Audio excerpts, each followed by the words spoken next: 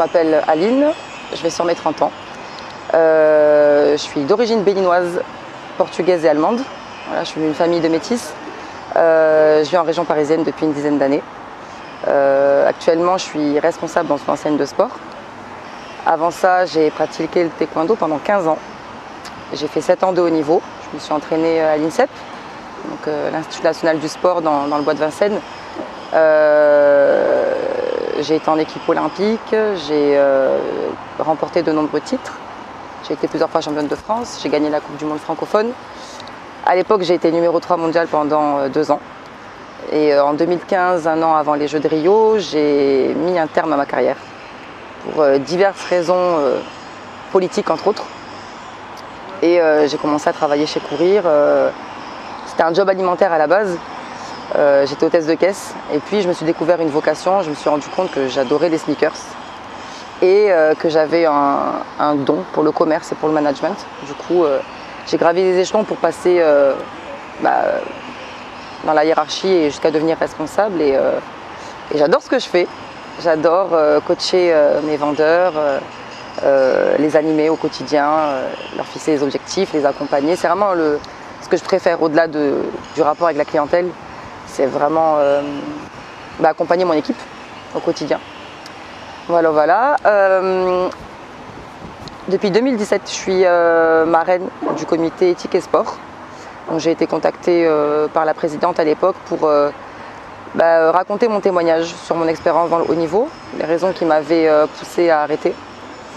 À l'époque, je suis partie en assez mauvais termes avec ma fédération et précisément avec ma coach qui a été impliquée dans diverses affaires d'harcèlement moral, dans des affaires de magouilles financières, etc. Du coup, j'ai apporté mon témoignage et elles m'ont rapidement proposé de devenir la marraine parce que c'est vrai que ce que j'avais à dire c'était assez poignant sur mon expérience de vie personnelle. Et donc on mène une action pour stopper ou du moins ralentir les maltraitances dans le sport, qu'elles soient physiques, psychologiques ou sexuelles. Donc c'est un comité qui existe depuis 7 ans. Il y a une 60aine de personnes, des juristes, des psychologues du sport, des médecins, des sportifs eux-mêmes, des kinés, des sénateurs, des députés aussi, des avocats, des assistantes sociales. Chacun met sa pierre à l'édifice pour apporter un suivi aux victimes et une aide surtout, une prise en charge, quel que soit leur souhait, porter plainte ou pas, continuer le sport ou pas. L'idée c'est simplement de les accompagner et de les sortir de cette situation et aussi de dénoncer ce qui se passe dans le monde du sport. Ce qui se passe dans le monde du sport, ça n'a rien de nouveau, ça n'a rien d'exceptionnel entre guillemets, je veux dire que ça arrive partout. Des violences, il y en a partout dans le monde du travail, il y en a à l'école, il y en a dans les familles, il y en a aussi dans le sport, mais ça ne devrait pas exister parce que ça c'est ma conviction personnelle. Le sport implique trop de valeurs pour qu'on puisse tolérer, et surtout en France, dans le pays des droits de l'homme, qu'il y ait des violences dans ce milieu-là. Donc par rapport à ce que j'avais vécu de mon côté, j'avais envie de mettre ma pierre à l'édifice pour que ça s'arrête. Le sport c'est normalement que du plaisir et il ne devrait pas y avoir toutes ces contraintes qui vont avec. Il y a un trop grand paradoxe, ça veut dire qu'aujourd'hui il y a de nombreuses causes qui sont défendues. Moi je suis quand même assez féministe, c'est vrai. Je suis surtout quelqu'un d'engagé. Je suis pour la justice en fait, tout simplement, pour l'épanouissement de tout le monde. Je ne suis pas pour le pouvoir, pour ce genre de choses. Et je suis assez déçue de constater que on va mettre en avant le fait que les hommes sont privilégiés par rapport aux femmes. Mais les femmes entre nous, c'est vrai qu'on n'est pas du tout solidaires. Donc déjà, commençons par ça.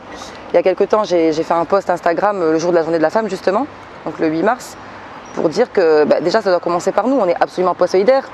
On se critique beaucoup entre nous, à la différence des hommes d'ailleurs. Une telle est plus belle, une telle gagne mieux sa vie, elle est mieux foutue, et blablabla.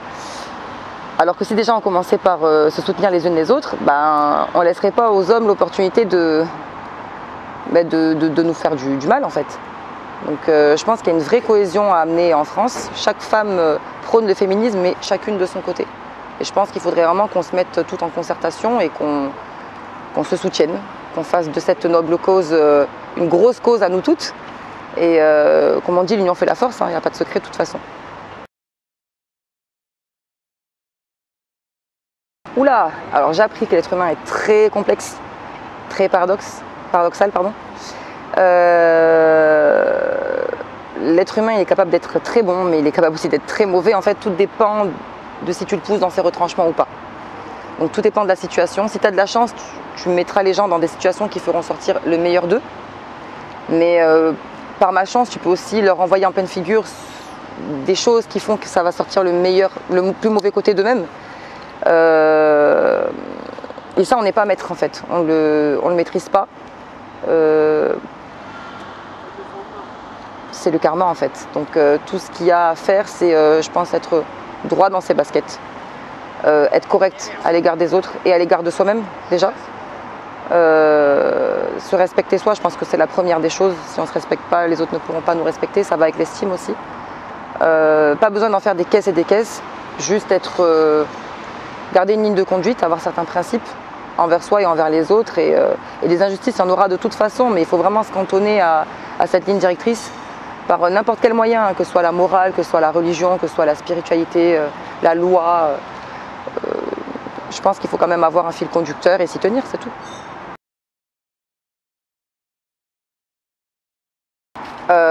Il ne faut pas abandonner. Alors c'est une phrase qui est facile à dire, mais que ce soit dans mon parcours ou celui de mes parents, qui est très inspirant, ça a vraiment été la preuve concrète que si on s'en donne les moyens et qu'on reste fixé sur l'objectif, on atteint probablement la destination souhaitée.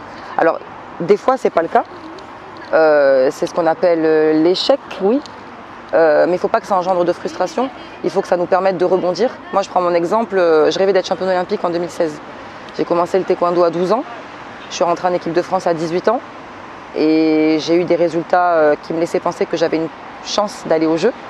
Comme je disais, j'ai été numéro 3 mondial, j'ai été finaliste au championnat du monde, j'ai été vice-championne d'Europe moins de 21 ans, donc j'avais cette raison de penser que j'aurais peut-être pu prétendre aller aux Jeux. Ça n'a pas été le cas. Pour diverses raisons, je pense que sans me chercher d'excuses, on n'a pas forcément facilité mon parcours, mais je me remets aussi en question et je me dis que si vraiment j'avais répondu présente et que j'avais été numéro 1 à tous les rendez-vous, ça aurait été indiscutable. J'aurais peut-être pu aller aux Jeux. De toute façon, j'ai arrêté de mon plein gré un an avant, tout en sachant que ma chance était gâchée, mais je me remets aussi en question. J'ai peut-être pas abordé les choses de la bonne manière, malgré les difficultés qui se sont imposées à moi. J'ai peut-être pas su m'affranchir de tout ça comme il l'aurait fallu. Quoi qu'il en soit, aujourd'hui, je suis en train de faire une reconversion. Je travaille dans le commerce, je suis responsable d'une équipe. J'ai rebondi, ça a été un tremplin. Donc, il faut voir en fait le chemin dans sa globalité. Il ne faut pas simplement voir les petites étapes qu'on se fixe. Je pense qu'il faut voir la destination finale, mais finale quoi. Donc moi, mon objectif, c'est de réussir.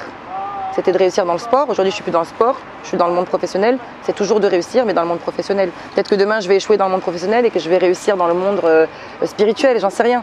Quoi qu'il en soit, je pense que juste quand on entreprend quelque chose, il faut essayer d'être le meilleur, quoi qu'on entreprenne. Pas forcément, demain, c'était, je sais pas, coiffeur, soit le meilleur coiffeur du monde. Pas besoin d'être chef d'entreprise, PDG, je veux dire, ou avocat.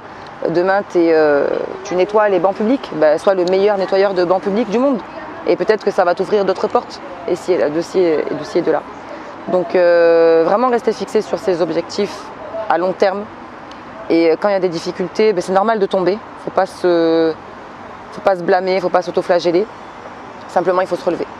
Et tu vas sûrement te casser la gueule plusieurs fois dans ton parcours. Et c'est pas grave, ça fait partie du chemin. Et l'important, c'est de se relever à chaque fois.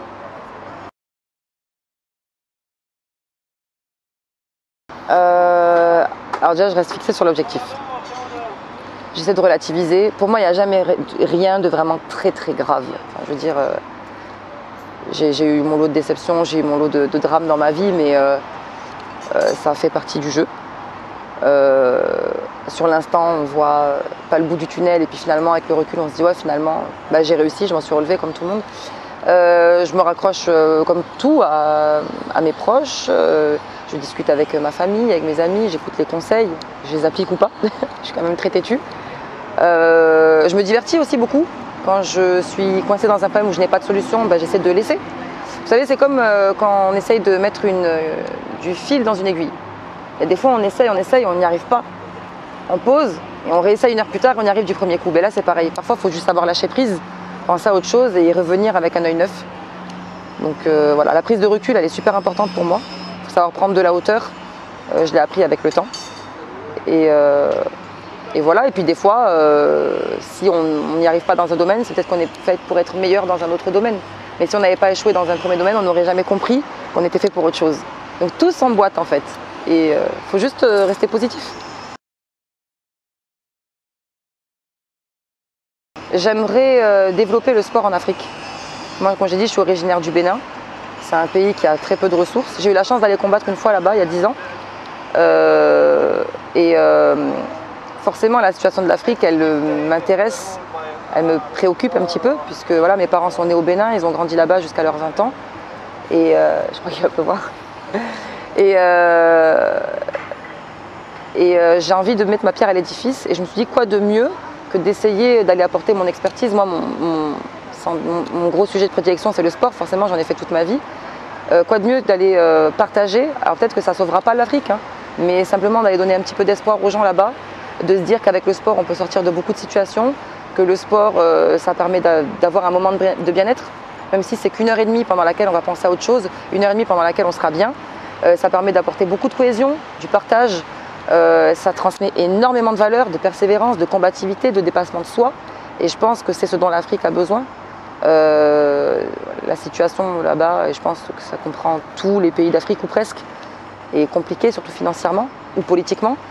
Et c'est le même message en fait, il faut continuer d'y croire, il ne faut pas lâcher, il faut essayer de chercher des solutions. Et même si chaque avancée est minime, ben c'est toujours un pas de plus. Quoi qu'il en soit, il faut toujours essayer d'aller de l'avant et ne pas repartir en arrière.